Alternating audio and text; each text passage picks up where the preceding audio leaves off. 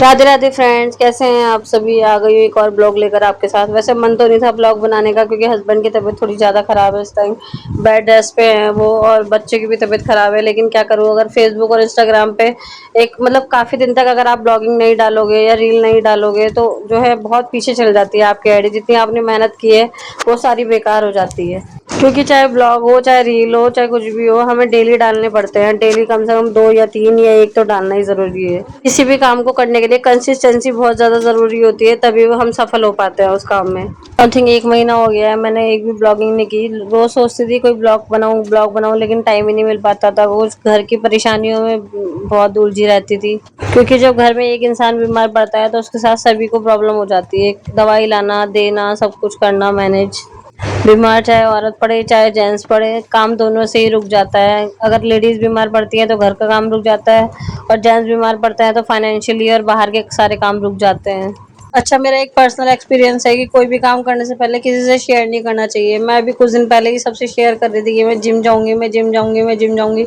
पता नहीं मेरी ही नज़र लगी या किसी और की लगी, मैं जिम जाने के बारे में सोचा ही था और घर में सभी लोग इतने एकदम से, मतलब हस्बैंड और मैं दोनों ही सोच रहे थे कि कल से जिम जॉइन करेंगे, और तब से ही हम दोनों बीमार हैं। तो इसीलिए मेरा मानना ये है कि अगर कोई काम जब तक शुरू ना करो उससे पहले ही किसी से मत कहो। क्योंकि आपको ये नहीं पता कि आप तो किसी को अच्छे इंटेंशन से बता रहे हैं, सामने वाले के मन में क्या इंटेंशन चल रहा है, क्या नहीं चल रहा।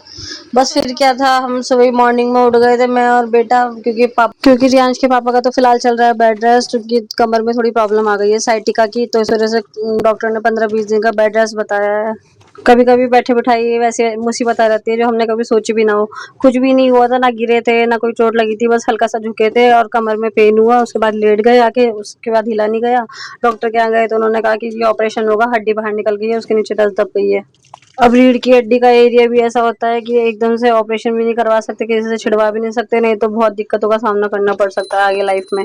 क्योंकि सारी नर्व्स, सारी हड्डियां हमारी रीढ़ की हड्डी से ही जुड़ी हुई होती हैं। अगर रीढ़ की हड्डी का ही ऑपरेशन करवा लो तो पूरे शरीर पे इफेक्ट पड़ता है उसका। तो फिलहाल तो हम मेडिसिन से ही काम चला रहे हैं, ऑपरेशन स्किप कर दिया है, और साथ में एक वैद जी को भी दिखाया है। अगर उनकी मेडिसिन से आराम मिला तो मैं आपके साथ शेयर करूंगी ब्लॉग में। आजकल रियांश के पापा की भी तबीयत ठीक नहीं थी, कामाक्षी की भी नहीं थी। पहले ओनू और मैं बीमार हो गए थे, इसी वजह से आपसे ब्लॉग नहीं शेयर कर पा रही थी। बहुत दिन हो गए थे आपसे बातचीत किए हुए, सोचा वो आज थोड़ा बात कर लेते हैं, ब्लॉगिंग कर लेते हैं। इसीलिए आज आपसे डेली रूटीन शेयर करने के लिए आ गई हूँ। सबसे पहले उठ के झाड़ू पोछा वगैरह किया, नॉर्मल डस्टिंग की घर की। उसके बाद रियांश को उठा दिया था। जब तक रियांश नहाने के लिए गया हुआ है तब तक मैंने रियांश के लिए ब्रेकफास्ट बना दिया। रियांश ज्यादातर ब्रेकफास्ट में या तो दूध से रस ले लेता है, या बिस्किट ले लेता है, या फिर घी नमक से पराठा। इसे सब्जी वगैरह सुबह सुबह अच्छी नहीं लगती। लंच के लिए मैंने उसके लिए बना दिए थे बेसन के चीले, क्योंकि रियांश को बेसन के चीले ज्यादा अच्छे लगते हैं। बोलता है मम्मी सुबह मॉर्निंग में भी पराठा देती हूँ, लंच में भी पराठा। इसीलिए सोचा कि आज इसे चीला दे देती हूँ बेसन का, सब्जी वगैरह डाल के सारी।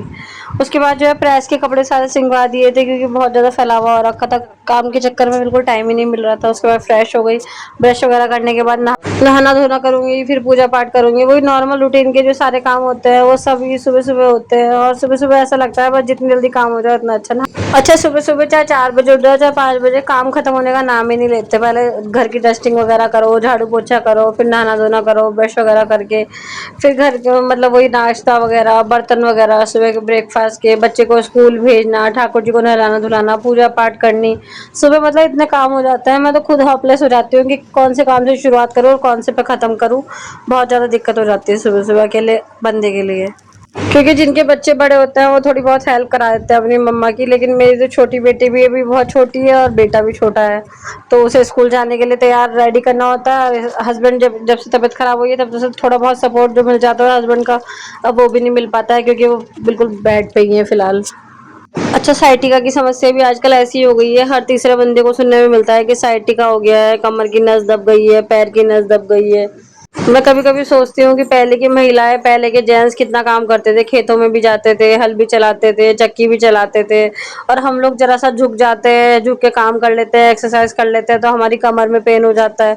मतलब आजकल का खान पान इतना ज़्यादा बेकार हो गया है, इतना ज़्यादा बेकार हो गया है कि हर चीज़ में तो मिलावट है। इसीलिए किसी की नस दब जाती है, किसी की हड्डी टूट जाती है, जरा सा गिरने पे फ्रैक्चर हो जाता है। और हस्बैंड तो मेरे गिरे भी नहीं है, कोई ठोकर नहीं लगी, कुछ नहीं लगी, तब भी इतना भयंकर पेन है। मतलब जिस दिन वो झुके थे, कुछ काम कर रहे थे, उसके लिए झुके थे, इस छत पे पन्नी वगैरह ठीक करने के लिए गए थे, कुछ बारिश का मौसम था, तो जैसे ही झुके तो उनसे ऊपर ही नहीं होया गया, और आके बस वो लेट गए, और लेटने के बाद उनसे हिला ही नहीं गया। 1 डेढ़ दिन तक तो वो बेचारे ऐसे ही लेटे रहे। फिर मैं उनको डॉक्टर के यहाँ लेके गई जैसे तैसे करके एम्बुलेंस से, तब जाके उनको थोड़ा सा दवाइयों से, पेन किलर से आराम मिला। मतलब एक थोड़ा सा झुकने से इतनी बड़ी समस्या क्रिएट हो सकती है, मैंने कभी सोचा भी नहीं था। लेकिन चलो, सुख दुख तो जिंदगी का हिस्सा है, मैं उनसे घबराती नहीं हूँ कभी भी। लेकिन एक के बाद एक समस्या आती चली जा रही है। कभी कामाक्षी बीमार हो जाती है, कभी मैं बीमार हो जाती हूँ, कभी रियांश बीमार हो जाता है। आज थोड़ा रियांश के पापा बैठने की हालत में हुए हैं। आज पता नहीं कितने देर बाद इन्होंने बैठ के, या मैंने साथ में बैठ के चाय पी होगी, हम थोड़ा हंसे होंगे। वरना रोज डॉक्टरों के चक्कर ही कटे जा रहे थे, कभी दवाई लाना, कभी रिपोर्ट लाना, कभी टेस्ट कराने जाना, कभी मतलब इनके साथ थोड़ी समस्या इतनी ज़्यादा बढ़ गई थी कि बेचारे ना उठ पा रहे थे, ना चल पा रहे थे, ना लेट पा रहे थे। अब देखिए कामाक्षी इतनी तबीयत खराब है, कितना तड़प रही है मेरी बच्ची, लेकिन दवाई के बिना बच्चे ठीक नहीं होंगे, और दवाई से ये बहुत चिढ़ती है क्योंकि कड़वी होती है दवाई। और बस क्या करें, बहुत समस्याएं हैं जीवन में। मतलब ऐसा तो नहीं ना कि इसके बदले मैं दवाई खा लूँ तो ठीक हो जाऊंगी। इसको ही दवाई देनी पड़ेगी, और ये दवाई खाना नहीं चाहती है। 2-2 3-3 जने इसे संभाल के तब दवाई देते हैं। रियांशी पापा भी थोड़ा बहुत चलने वलने लगे हैं, बैठने लगे हैं, लेकिन अभी इन्हें फिर भी बहुत बेड रेस्ट बताया है। डॉक्टर ने बोला है ज़्यादा कमर पे जोर नहीं डालना, ना ज़्यादा बैठना है, ना ज़्यादा मतलब चलना है। ये देखिए वो वैद्य जी हैं, ये जिनका मैंने ज़िक्र किया है आपसे ब्लॉग में। मतलब काफ़ी अच्छा ट्रीटमेंट करते हैं ये, दवाई देते हैं, मलने के लिए तेल देते हैं। आयुर्वेदिक दवाई है इनकी, और इनकी एज भी काफ़ी है, मतलब काफ़ी ज्ञानी है। जब आप इनके पास दवाई लेने के लिए जाएँगे तो आपको पता चलेगा मतलब कितना ज्ञान है इन्हें हर चीज़ के बारे में। और ये हर चीज़ की दवाई देते हैं, कितना ही बड़े से बड़ा रोग हो आपका ठीक करेंगे। गारंटी के साथ ये बताते हैं। अगर इन्हें ठीक नहीं हो, मतलब ऐसा लगता है कि मरीज़ ठीक नहीं हो पाएगा, तो ये साथ के साथ आपको मना कर देंगे।